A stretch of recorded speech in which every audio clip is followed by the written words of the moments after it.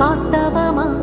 ఇన్నాళ్ల గాయాలు మాయమమ్మా, అచ్చంగా ఈ రోజు నాదేనమ్మా. కన్న ప్రాణాలు ఉల్లాస తోరణ